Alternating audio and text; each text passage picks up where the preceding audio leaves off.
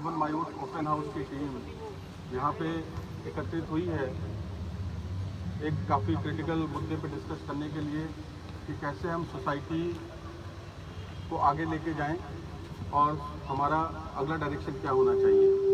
कि जैसा आपको पता है कि पिछले 3 सालों से महागुन मायूस ओपन हाउस इस पर लगातार काम कर रहा है और ओपन हाउस का हमेशा जो ऑब्जेक्टिव रहा है वो बहुत फेयर एंड ट्रांसपेरेंट एक पॉलिसी जो हमने इम्प्लीमेंट करी थी उसी पर हम काम करते आए हैं। जैसा कि हमने बहुत पहले ही अपने कम्युनिकेशन का सेकेंड एडिशन जो हमारी मायूस पल्स जो हमारी मैगजीन आती है उसमें हमने पहले ही कम्युनिकेट कर दिया था कि हम चाहते हैं कि समय आ गया है कि इसमें आगे का स्टेप लिया जाए।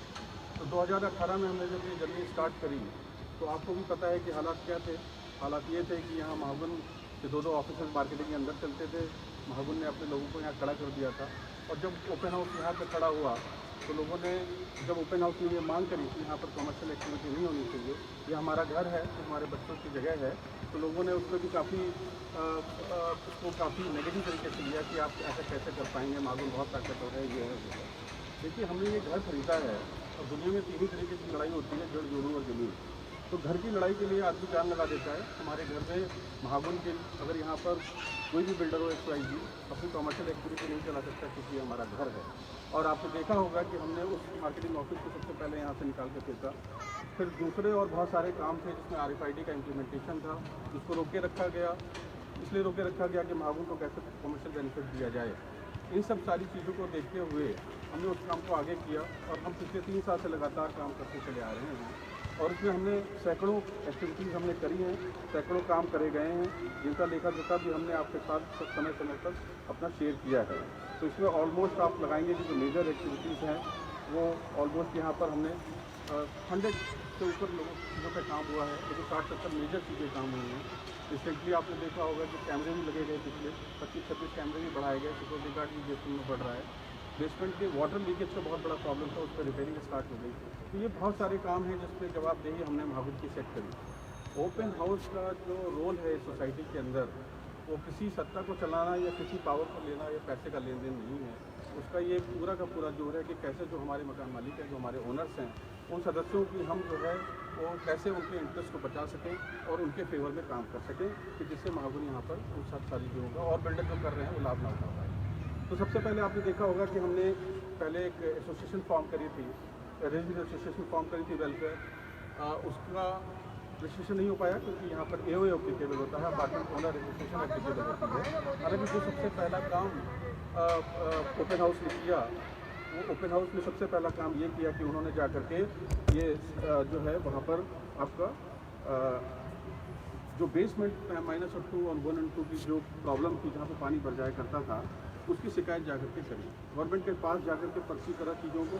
तो हम कहने का मतलब ये कि अगर हमने कोई भी एसोसिएशन फॉर्म करी तो इसलिए फॉर्म करी कि हम वो लड़ाई कैसे लड़ सके बिल्डर से जो अकेला आदमी नहीं लड़ सकता है। तो कुछ ऐसे पेचीदगी चीज़ें होती हैं या गवर्नमेंट होती है, पॉलिटिकल एंगल्स होते हैं, वहाँ हमें जाना पड़ता है किसी ऑफिस में, तो उसके लिए एसोसिएशन बहुत ज़रूरी होती है। तो ये देखिए हमने ये इसको लास्ट ईयर 2020 के अंदर हमने ये नोटिफिकेशन CP साहब के पास छोटे के पास किया। CP साहब अलग से हमें सेल्फ एश्योरेंस दिया और उस पर कार्रवाई भी हुई। अब आपने देखा होगा कि बॉटम जो मेंटेनेंस बेसमेंट है उसका रिपेयरिंग का काम चल रहा है, उसमें सीट्स लग रही हैं, ऊपर फिटिंग का काम चल रहा है और ये काम हो पाया क्योंकि ओपन हाउस खड़ा हुआ था। नहीं तो आज भी मॉडर्निंग हमें सबको पता है कि 5 साल होने के बाद 2 AOA बनने के बाद भी आज तक वहाँ पर बेसमेंट जो है वो लीकेज का काम कंप्लीट नहीं हुआ है। इन सब चीज़ों को देखते हुए हमने ये जो क्लब हाउस नहीं दिया है उसके लिए भी हमने शिकायत करी, जिससे हमने पैसे रखवाने की बात करी और इसका काम भी देख रहे हैं कि आप स्टार्ट हो गया। उसके बाद क्योंकि RWA नहीं फॉर्म हो सकती थी तो हमने ओनर्स एसोसिएशन एक बनाई जो इंटरेस्टेड लोग थे जो सोसाइटी के लिए काम करना चाहते हैं इस शर्त के ऊपर कि उसमें कोई उनको कॉमर्शियल या फाइनेंशियल या पर्सनल बेनिफिट नहीं होगा। इसलिए बहुत सारे लोग हमारे साथ जुड़ते हैं, 1000 लोग हमारे साथ जुड़े हुए हैं जिनके साथ हम डायरेक्ट कम्युनिकेशन करते हैं, डायलॉग करते हैं। उसके अलावा वो लोग सैकड़ों लोग हैं जो आकर के ग्राउंड पर हमारे साथ काम करते हैं, धरना करते हैं, प्रदर्शन करते हैं, इन चीज़ों के लिए बिल्डर से फाइट करते हैं। लेकिन बहुत लोग सस्टेन नहीं कर पाते क्योंकि हमारे पास कोई लाभ की कोई चीज़ नहीं है। जो भी चीज़ है वो सोसाइटी का एक निस्वार्थ रूप से सेवा भाव है और वो समाज सेवक के रूप में सभी लोग इससे जुड़े हुए हैं। उसी के ऑब्जेक्टिव लेकर के हम आगे बढ़ रहे हैं, उसी उद्देश्य के साथ हम आगे बढ़ रहे हैं। तो फिर हमने एक वेलफेयर एसोसिएशन का फॉर्मेशन किया। जो भी हमारे ओनर्स थे उनके साथ मिल करके जो लोग सामने आए जिन्होंने अपनी विलिंगनेस जाहिर करी कि वो फॉर्म करना चाहते हैं कि बिल्डर से कानूनी लड़ाई लड़ना बहुत मुश्किल है। बहुत पैसे वाला बिल्डर होता है, बहुत ताकतवर होता है। अभी एक रिसेंट किस्सा है कि किसी साहब का टिकट क्लोज कराने के लिए बाउंसर लेकर पहुँच गए। तो बिल्डर किसी भी हद तक जा सकता है। उसके बाद 18 करोड़ रुपये है, बाउंसर 25 इसलिए नहीं रखे हुए कि वहाँ पर रेजिडेंट की कोई सिक्योरिटी हो, इसलिए रखा हुआ है कि कैसे डराया जाए लोगों को। अभी बहुत रिसेंट एग्जाम्पल्स हैं हमारे पास। तो इन सब चीज़ों से लड़ने के लिए हमें प्लेटफॉर्म चाहिए था, हमें एक आधार चाहिए था जिसके ऊपर हम बिल्डर से लड़ सकें। तो हमने इसको 2020 में जुलाई में हमने इसका फॉर्मेशन कराया एसोसिएशन का। और पहला काम हमने क्या किया, देखिए पहला काम हमने ये किया कि CCTV 100% नीचे लगना चाहिए बेसमेंट में। उसकी शिकायत देखिए ये जो है CP ऑफिस में करी गई। DCP साहब 15 बार हम DCP ऑफिस में गए होंगे। आपको पता सरकारी महकमा कैसे काम करता है। उसके बाद हमने ये DCP ऑफिस के पास जाकर के हमने गुहार लगाई और उसके बाद हम फिर अपने DM के पास भी गए और अपने CIO साहब CO साहब के पास भी गए। और कैमरे का कुछ कैमरे लग रहे हैं, कुछ लगने चाहिए, नहीं लगे तो हम लगवाएंगे। हमारी लड़ाई चल रही है, हमारे बच्चे हमारी महिलाएं सुरक्षित हुई सोसाइटी में। बेसमेंट में क्या क्या होता है सबको पता है। तो इसकी रजिस्टर्ड कंप्लेंट हो रखी है उनकी। इसके अलावा हमने आपने देखा होगा कि 1.5 करोड़ रुपये का बिल जो हमने थोपा, पता नहीं कब से कहाँ तक थोपा, 2017 से लगा सकते 2020 तक का 1.5 करोड़ का बिल पानी का लगाया गया। मेंटेनेंस हमसे आप ले रहे हैं, हमें आपने कभी कम्युनिकेशन नहीं किया। पहला हमने उनसे एक लेखा मांगा था 25 लाख रुपये पर मंथ का इन्होंने घाटा दिखाया था। तो उसके बाद फिर हमने ये ले जाकर के ADM साहब से स्टे लिया। ADM ऑफिस से हमने जाकर के 1.5 करोड़ रुपये का स्टे लिया और उस स्टे लेने के बाद हमने उसको रुकवाया। अब देखिए एक लड़ाई हो, क्योंकि ये निरंतर लड़ाई है। आपको पता है बिल्डर सारी चीज़ें 1.5 करोड़ का मामला है। बिल्डर ने हमसे बात भी करी, हमने कहा ये पैसा हमसे इसलिए तैयार नहीं है कि कहीं से भी लेजिमेट नहीं है, आपने जो मेंटेनेंस की आप उसको पूरा करें। फिर उनसे हमने कहा कि आप अपना जो है लेखा जोखा हमें दें। तो लेखा जोखा हमें पता था क्या आने वाला है। अब आप देखिए कि ये जो लेखा जोखा आया हमारे पास आज के डेट में, जो कि उन्होंने माई गेट पे सबके साथ शेयर किया है, तो पर्सनल चीज़ नहीं है, ये शेयर किया उन्होंने। और इसमें आप ये देखेंगे कम से कम वही 2.5 करोड़ का घाटा पर ईयर दिखाया गया। बाकी जब ये साल कंप्लीट नहीं हुआ है तो टोटल कितने महीने हुए हैं, करीब 10 महीने हुए हैं। 26 लाख रुपये ऑन एन एवरेज, 26 लाख रुपये ऑन एन एवरेज का घाटा। तो वो घाटा जो 2017 में चल रहा था वो कंटिन्यू है, मतलब महागुन घाटे में चला रहा है। ऐसी दुकान है जो महागुन यहाँ पे चला रहा है। तो ये सब कुछ नज़र आता है कि कितना इसमें धोखेबाजी महागुन कर रहा है। तो ये 26 हज़ार रुपये महीने का जो घाटा ये दिखाया गया और 1.5 करोड़ का बिल वो पड़ा हुआ है। 4 करोड़ रुपए की लाइबिलिटी महागुन ने लोगों के रजिस्टर ऑनर्स में यहाँ पे डाल दिया। अब हम 3 साल पहले अगर चले जाएँ पूरे उसको लेते हुए तो करीब ये 30 करोड़ पर ईयर का घाटा, 3.25 पर ईयर का घाटा, मल्टीप्लाइड बाई 3 9 करोड़ का घाटा, 10 करोड़ 10.5 करोड़ की लाइबिलिटी में हम यहाँ पर आ चुके हैं सोसाइटी के अंदर। आप बताइए 2 रुपये 30 पैसे मेंटेनेंस देने के बाद आज सोसाइटी का हर नागरिक यहाँ पर 10 करोड़ रुपये की लाइबिलिटी में खड़ा हुआ है। बिल्डर कहाँ से लेगा? आप नहीं लेगा, और तो फिर बैंक उसको देगा नहीं। तो बिल्डर ने आपको कर्जदार बना दिया। कैसा बिजनेस करता है देखिए कि 2.5 करोड़ रुपए पर ईयर की लाइबिलिटी आप पे बिल्डर ऐड ऑन करता जा रहा है और हमारे को अपना कर्जदार बना दिया उसने। क्या है इसका रीज़न?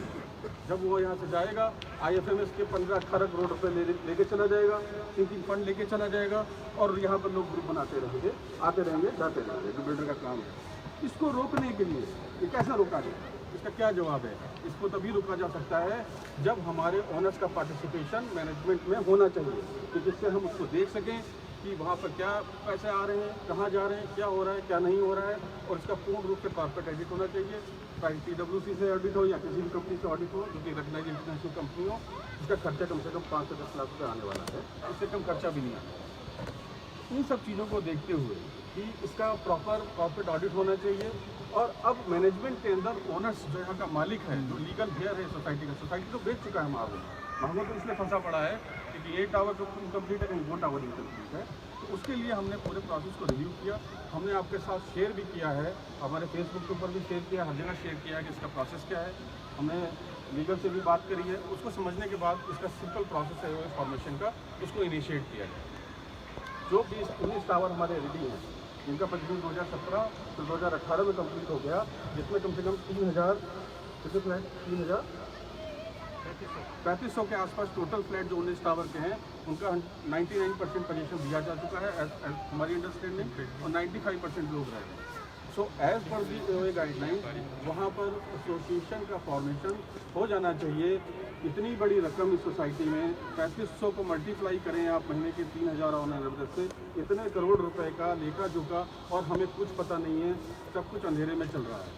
इसको देखते हुए आज हमने ये मीटिंग बुलाई, और जैसे ओपन हाउस का कल्चर रहा है कि हमने अपने सेकेंड मायूस फर्स्ट में ये डिक्लेयर कर दिया था कि हम महागुन के साथ ये चाहेंगे कि वो प्रोसेस करे ओए फॉर्मेशन का। ओए फॉर्मेशन जिम्मेदारी कोई ओपन हाउस की नहीं है, ओए फॉर्मेशन जिम्मेदारी बिल्डर की है। लेकिन सबको पता है कोर्ट के लॉ, हाई कोर्ट का उसमें आया हुआ है, उसमें सुप्रीम कोर्ट का आया हुआ है, बिल्डर को बहुत बड़ा लाभ होता है। इतना तो वो 25 प्रोजेक्ट बना के नहीं कमा रहा है जितने सोसाइटी से हर महीने कमा रहा है। 2 रुपये आपसे लेता है, 1 रुपये की सर्विस नहीं देता है, आप सबको पता है।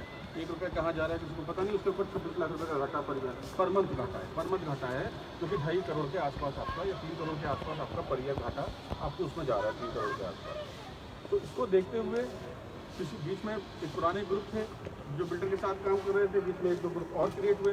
एक ब्लास्ट में क्रिएट हुआ जो हमसे हमें उसने क्या क्या नहीं कहा, इसलिए कि हम ये जो महामारी आई थी उसमें हमने लोगों का सहयोग करने की कोशिश करी, और हमें कैसे कहा गया ये सब ने देखा। और हमने यहाँ 400 लोगों का 450 लोगों का यहाँ पे टेस्ट कराया, और सारी चीज़ों को मैंने पर्सनली SDM ऑफिस से लड़ करके, ओपन हाउस के लोगों ने लड़ करके यहाँ पर चीज़ों को इम्प्लीमेंट करा। सुरेश जी बैठे हुए, इन्होंने सब लग करके हमने सारी चीज़ों को कंट्रोल किया कि क्या सैनिटाइजेशन कैसे हो, क्या हो। वो ग्रुप बना, उसने रजिस्ट्रेट कराया, हमें बड़ी खुशी हुई कि तीसरा ग्रुप बन गया, कुछ अच्छा ही करेगा भाई, नए लोग हैं, कुछ अच्छा काम करेंगे। सडनली पता चला कि उन्होंने भी महागुन की टी-शर्ट पहनी और महागुन के नारे लगा दिए। तो फॉर्मेशन ग्रुप महागुन ने क्यों करा है कि हमें भी पता है कि 99% वो ओपन हाउस को यहाँ पे वो नहीं बनाने देगा, और हम बनाने भी नहीं आएंगे।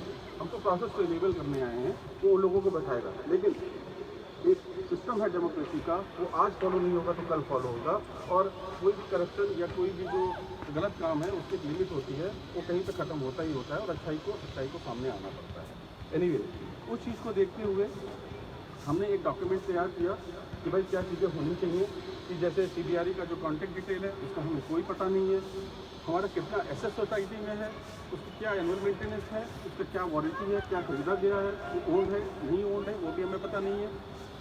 आप देख सकते हैं RFID बंद पड़ा हुआ है, लिफ्टों की हालत क्या चल रही है, बहुत सारी चीज़ें नहीं चल रही है, इसकी क्या चलता है कभी नहीं चलता है। उसके अलावा यहाँ पे जनरेटर्स लगे हुए हैं, वो जनरेटर्स किसके हैं, सिक्योरिटी इक्विपमेंट किसके हैं, उसका लेखा जोखा महागुन ने हमें देने से मना करा। उसके बाद हमारा फाइनेंस का डिटेल आता है। फाइनेंस का डिटेल तो आपके सामने क्या कमा दिया हमें, उसका हमें कोई ट्रांसपेरेंसी नहीं है, और हमें उसकी पूरी ट्रांसपेरेंसी तभी हो सकती है जब यहाँ के जो ओनर्स हैं उसका पार्टिसिपेशन मैनेजमेंट में होना चाहिए, कि जिससे एक पैसे का कहाँ आ रहा है कहाँ जा रहा है उसका लेखा जोखा पड़ा चाहिए। उसके अलावा बहुत सारा फंड आता है डिफरेंट एक्टिविटीज़ से। महागुन ने गेट नंबर 3 पे एक वो लगा दी, दिल्ली हाट लगा दिया, कि वहाँ पर हर हफ्ते 10-15 वेंडर खड़ा रहता है। अरे भाई क्यों खड़ा रहता है, हमने तो इस बात का समझौता किया था कि जो भी कमर्शियल अगर कभी कभार कोई होता भी है, कोई मेडिकल का हो गया या किसी काम का हो गया, उसका पैसा, उसका एक फंड क्रिएट करा जाए, जिस फंड से यहाँ पे जो कल्चरल एक्टिविटी सोसाइटी की होती है, चाहे उसमें आपका 15 अगस्त हो या 26 जनवरी हो या दिवाली हो, उस फंड से आना चाहिए। लोग घर घर जाके पैसे क्यों मांगते हैं, क्या जरूरत है लोगों को घर घर पैसे जाके मांगने की, हमारे पास पैसा अवेलेबल है, उस पैसे को घुमा दिया गया, उसका कोई पता नहीं हो पैसा कहाँ जा रहा है। आपको दिखाई दे रहा है कभी लकड़ी का वहाँ पे स्टॉल लगता है, कभी दरिया बिकने लगी है, अब तो वहाँ पे दरी बिकने लगी है, कार्डिगन्स बिकने लगी है, क्या सोसाइटी में हो रहा है। इन सब चीज़ों को हम तभी कंट्रोल कर पाएंगे जब हम सोसाइटी में आएंगे। और उसके बाद क्लब हाउस का डिटेल का कोई पता नहीं है, क्लब हाउस का कितना पैसा आता है कितना आता है हमें कोई पता नहीं है। सिक्योरिटी गार्ड्स कितने लगे हुए, हमें एक नंबर दिया गया 3 साल की लड़ाई के बाद 76 नंबर।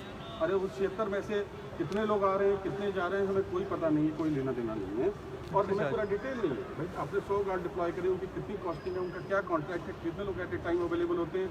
कई दफ़े हमारे रेजिडेंस ने -2 में जाकर के -1 में जाकर के वीडियोग्राफी करी है, एक गार्ड पाया गया, एक गार्ड रात को 12 बजे पाया गया। बताइए एक गार्ड पे ये 3500 लोगों परिवारों का जीवन का रिस्क खेला जा रहा है। उसके बाद CCTV कैमरा है, बेसमेंट में CCTV कैमरा लगना चाहिए। इसमें क्या प्रॉब्लम आ रही है, क्या प्रॉब्लम आ रही है कि CCTV कैमरा नीचे नहीं है। आए दिन वहाँ पर इलीगल एक्टिविटीज़ होती रहती है, लोग फोटो भेजते हैं, कार स्क्रैच हो रही है, पेट्रोल चोरी हो रहा है। अब किसी के मर्डर हो जाएगा तभी आप बाइकें चोरी हो गई यहाँ से।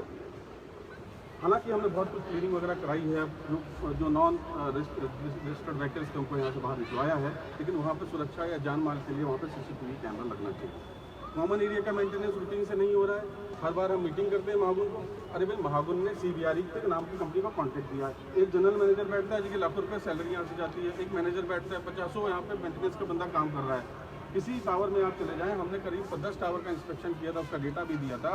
तो कहीं पे स्टड्स टूटे हुए हैं, कहीं पे फायर एक्सटिंग्विशर का मशीन नहीं काम कर रही है, कहीं पे लिफ्ट नहीं काम कर रही है, कहीं पे गंदगी है। अब इस काम को क्या हमें डेली बताना पड़ेगा? और अगर हमें डेली बताना ही पड़ेगा तो हम ही मैनेजमेंट चलाएंगे, आप मैनेजमेंट क्यों चला रहे हैं? ये बहुत सारे सवाल पैदा होते हैं। और उसके बाद 26 करोड़ का, और उन्होंने 1.5 करोड़ जो पानी का बिल है उसकी उगाही की बात करी है। मेरा सबसे ये कहना है कि आप पैसा ना दें।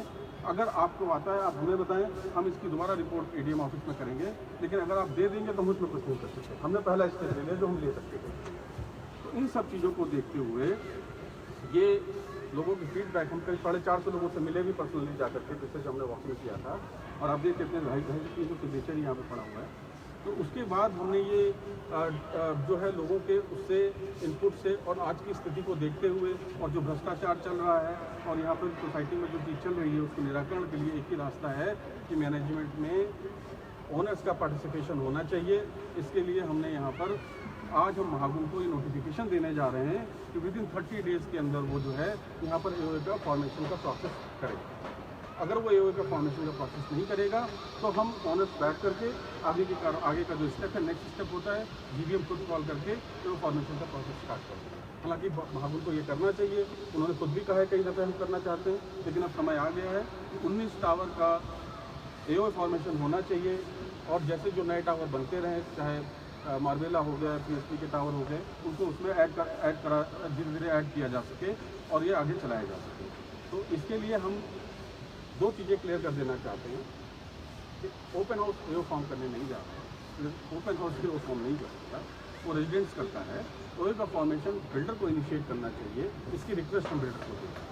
हमें ये भी पता है कि 99% जैसे मैंने पहला कहा कि हमारे लोग उसमें नहीं आएंगे, तो उनको पता है कि ओपन हाउस आएगा तो सारी चीज़ें ब्लैक एंड वाइट करेगा। तो उसमें हो सकता है विनिंग ग्रुप के लोग लाए जाएँ, बट उससे हमें कोई सरोकार नहीं है। लेकिन उसमें पार्टिसिपेशन ओनर्स का होना चाहिए। ये एक सिस्टम है, कोई ऐसा तो है नहीं कि कोई वहाँ पर लीबिया में कोई वो चल रहा है कि गद्दाफी की सरकार की हज़ारों साल चलती रहेगी। हर 1 साल के अंदर जो है इसका चुनाव होता है, इसका इलेक्शन होता है फर्स्ट फॉर्मेशन के बाद, और उसमें वो डिसाइड होता है और यहाँ पर जो नागरिक हैं जो यहाँ पे काम करना चाहते हैं, वो सम्मिलित होना चाहते हैं, उसके मेंबर बने, उसका कमेटी का संचालन करें। तो ये भी देखा जाएगा। तो इसका एक तो संचालन होना चाहिए, पहली बात। और दूसरी बात, हमने ये रिक्वेस्ट महागुन को इनिशिएट करने के लिए भेजी है कि आप as per the process government का जो लॉ है उसके अकॉर्डिंग इसका प्रोसेस इनिशिएट करें। मेरी आशा है कि आप तक मेरी ये बात पहुँचाई भी जाएगी। हमने इसको इसलिए ऑनलाइन करा है ट्रांसपेरेंसी को मेंटेन करने के लिए, और आप लोग हमारा इसमें साथ देंगे कि सोसाइटी का जो मैनेजमेंट है वो मैनेजमेंट यहाँ के ओनर्स के द्वारा चलाया जाए, जो इस सोसाइटी के मालिक हैं आज, ना कि इसमें महागुन फेरबदल करता रहे और हमें इस तरीके से डैमेज पहुँचाता रहे। और इसी के साथ में अपना ये आज का ये जो हमारी मीटिंग थी इसको स्थगित करता हूँ, बंद करता हूँ, और बाकी की डिटेल आप तक पहुँचा दूँगा। धन्यवाद।